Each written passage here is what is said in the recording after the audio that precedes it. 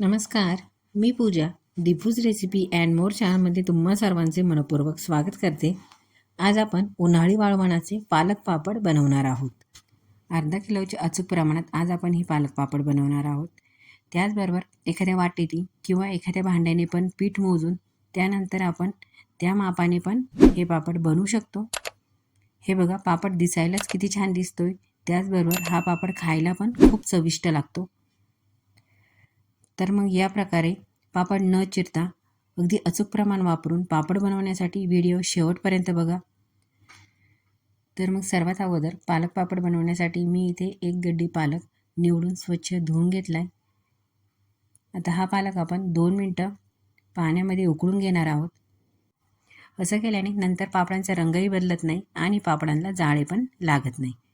हे बघा, यामध्ये पालक भिजल इतपतच यात पाणी घालून 2च मिनटं आपण हा पालक उकळून घेणार आहोत. यात इथे फक्त पाण्याचा वापर करायचा आहे, मीठ वगैरे काहीच घालायचं नाही आहे.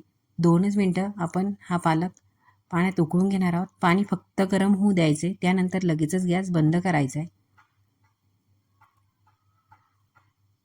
हे बघा, पाणी फक्त उकळले. आता इथे मी गॅस बंद केला आहे. यानंतर यातलं शक्य होईल तितकं पाणी काढून घ्यायचं आहे आणि पालक थोडासा थंड होऊ द्यायचा आहे.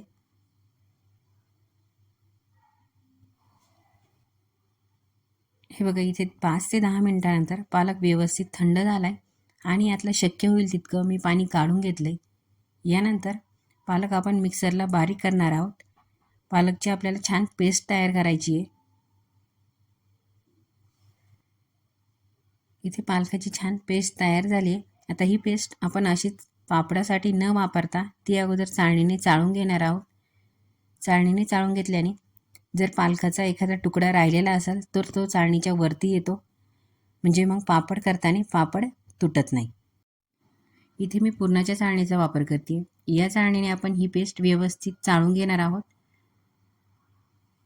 हे बघा, सर्व पेस्ट मी या चाळणीमध्ये टाकली आहे. आता चमच्याच्या मदतीने आपण ही पेस्ट व्यवस्थित चाळणीने चाळून घेणार आहोत.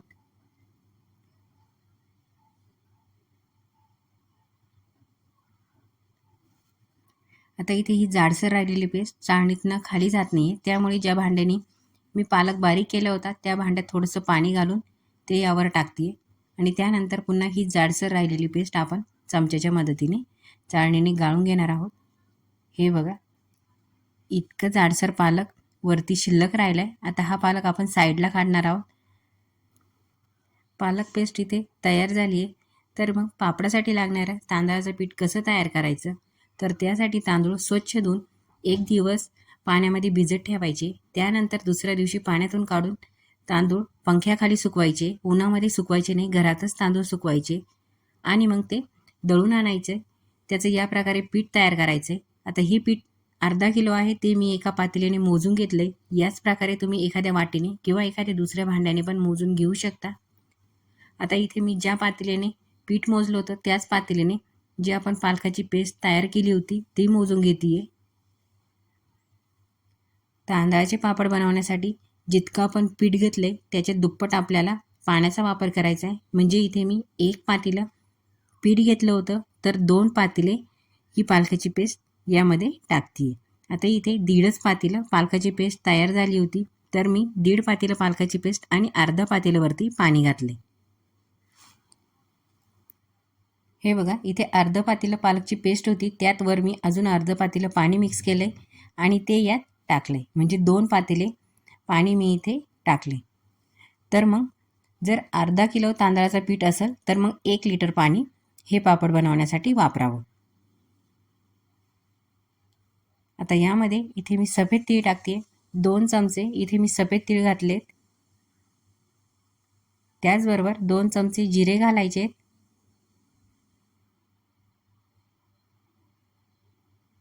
1 चमचा इथे मी पापड खार घालते.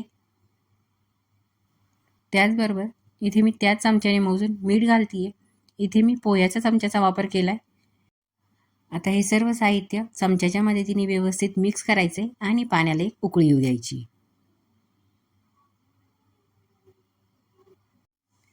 इथे 2 ते 3 मिनिटातच पाण्याला छान उकळी आली आहे. आता यामध्ये आपण जे तांदळाचं पीठ काढून ठेवलं होतं ते घालणार आहोत.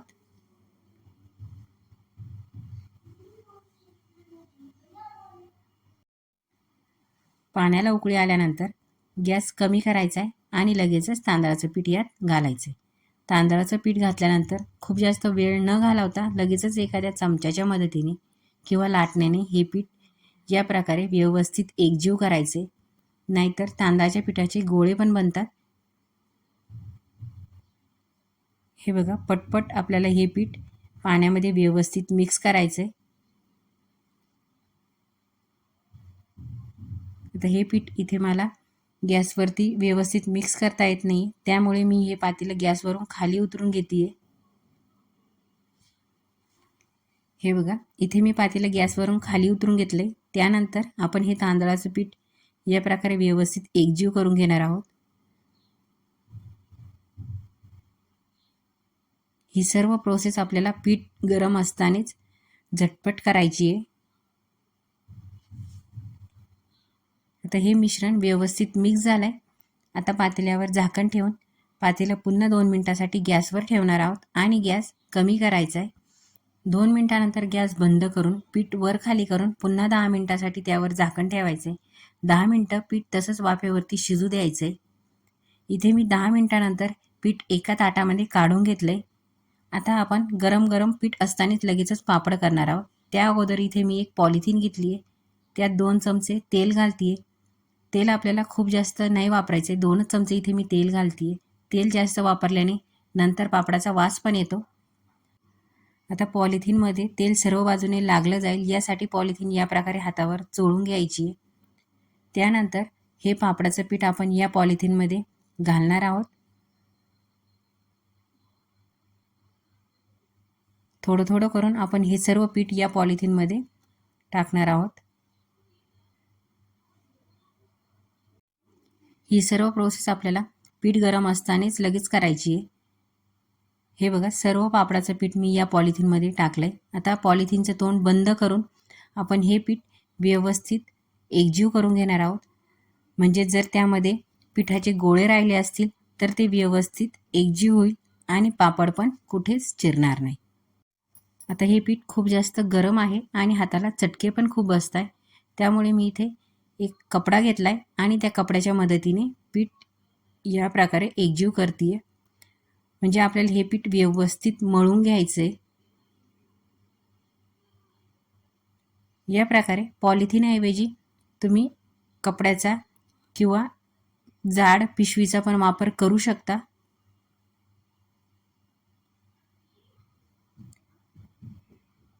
हे बघा, इथे हे पीठ व्यवस्थित एकजीव झालंय. आता आपण लगेचच पापड तयार करणार आहोत.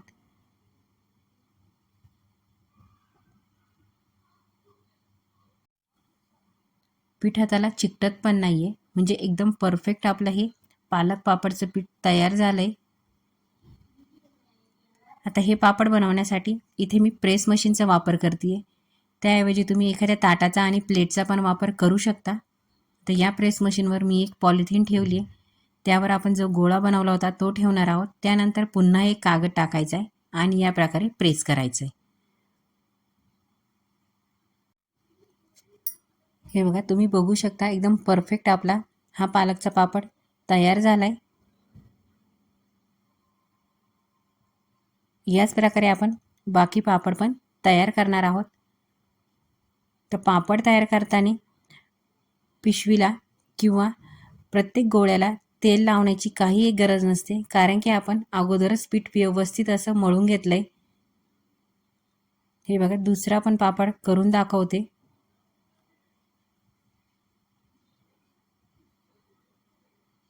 खूप जास्त जर तेलाचा वापर केला तर मग नंतर पापडांचा वास पण येतो. हे बघा, दुसरा पापड पण आपला न चिरता तयार झालाय. तर याच प्रकारे आपण बाकी सर्व पापड तयार करणार आहोत. तर मग या अर्धा किलोच्या पिठामध्ये 100 पापड सहज तयार होतात. हे बघा, इथे आपले सर्व पापड तयार झाले. तर हे पापड सध्या तरी मी इथे घरात टाकले.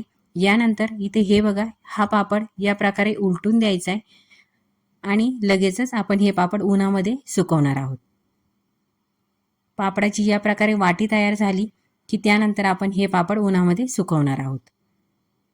म्हणजे हे पापड चिरत पण नाही आणि एकदम परफेक्ट आपले पापड तयार होतात आणि त्याचबरोबर पापडांचा रंगही बदलत नाही. तर मग या प्रकारे सर्व साहित्य मोजून आणि जसं मी ज्या स्टेपनी पापड बनवला आहे त्या स्टेपनी जर पालखाचे पापड बनवले तर या प्रकारे एकदम परफेक्ट न चिरता तुमचे पण पालखाचे पापड तयार होतील. तर मग या उन्हाळ्यात या प्रकारे पालखाचे पापड एकदा नक्कीच बनवा. हे बघा, पूर्ण 2 दिवस मी हे पापड उन्हामध्ये व्यवस्थित सुकवले आणि तुम्ही बघू शकता पापड कुठंच चिरलेला नाही आहे. एकदम परफेक्ट आपले हे पापड तयार झाले आणि रंगही बदललेला नाही आहे. आता पापड तुम्हाला तळून पण दाखवते. त्यासाठी मी इथे तेल गरम करण्यासाठी ठेवले. तेल चांगलं कडकडीत गरम होऊन द्यायचे, त्यानंतरच आपण यामध्ये पापड तळणार आहोत. हे बघा, पापड छान फुलला आहे आणि रंगही बदललेला नाही आहे. एकदम छान हे पालकाचे पापड तयार झाले. चवीला तर खूपच छान लागतात आणि लहान मोठे हे पापड सर्वच आवडीने खातात. तर मग तुम्हाला ही पालक पापडची रेसिपी आवडली असेल तर मग या वर्षीच्या वाळवणाच्या रेसिपीमध्ये ही रेसिपी नक्कीच ॲड करा आणि व्हिडिओ आवडला असेल तर मग व्हिडिओला लाईक शेअर करा, त्याचबरोबर चॅनलला पण सबस्क्राईब करा.